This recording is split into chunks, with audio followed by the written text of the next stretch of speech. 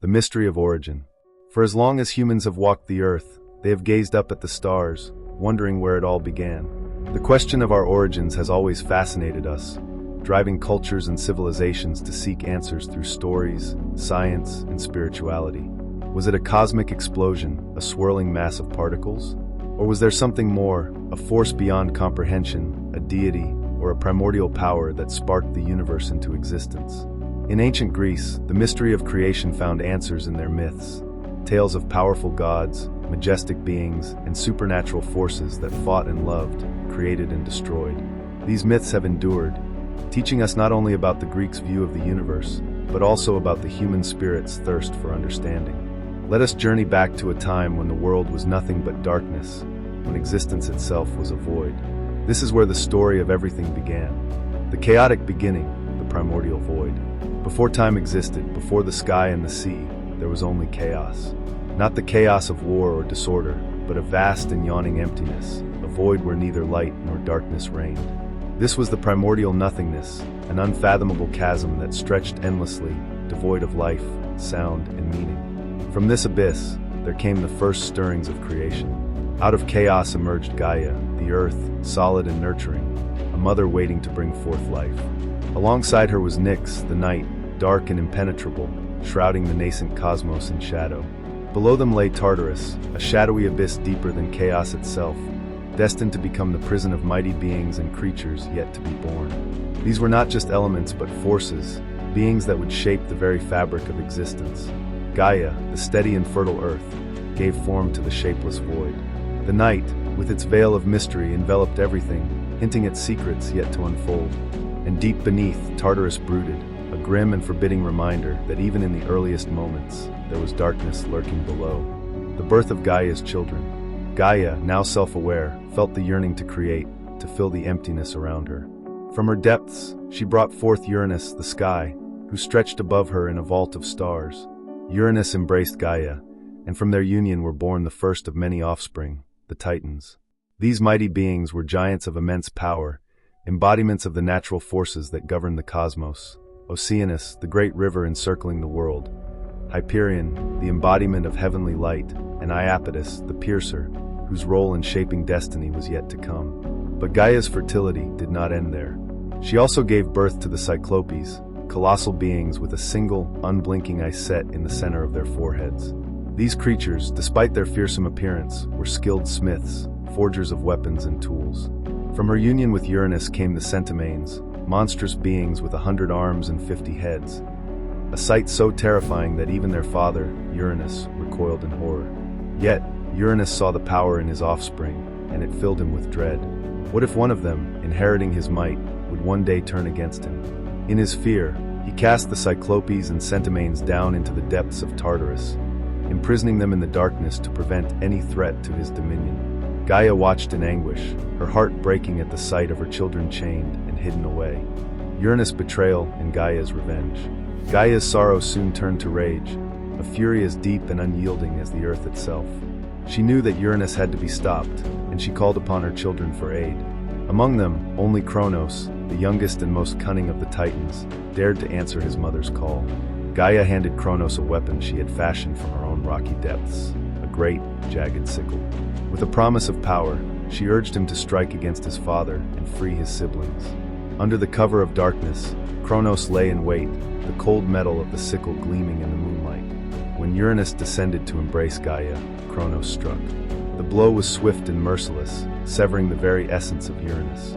From his spilled blood on the earth, new beings emerged, the Furies, relentless avengers of wrongdoing, and the Gigantes, towering beings destined to challenge the gods. From the sea foam, another figure arose, Aphrodite, the goddess of love and beauty, born from the turmoil of this brutal act. Cronos, triumphant, cast down Uranus's mutilated form and took his place as the ruler of the cosmos. Yet, in his victory, he failed to understand the warning in his father's dying curse, that one day, a son of his own would rise to overthrow him, just as he had overthrown Uranus. The paranoia of Cronos and his desperate measures. Cronos ruled with an iron fist, his authority absolute.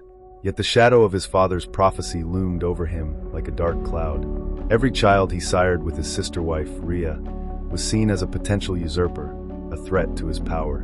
Fearful of the fate that awaited him, Cronos took a drastic and horrifying step. He devoured each of his newborn children the moment they entered the world, swallowing them whole into his endless belly. One by one, the children vanished into the darkness of Cronos's insides.